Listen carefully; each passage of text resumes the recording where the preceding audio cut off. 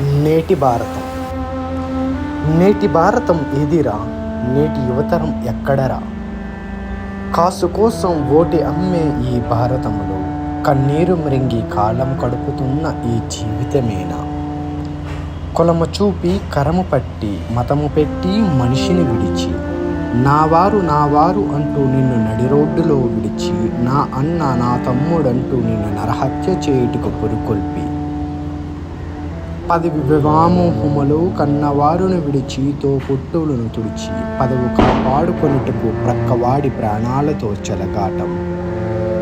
ఎవరి ప్రాణాలు తీయాలో ప్రతి క్షణము ఏదో ఒక ఆరాటం. ఇదేనా నేటి భారతం? ఇదేనా నేటి యువతరం?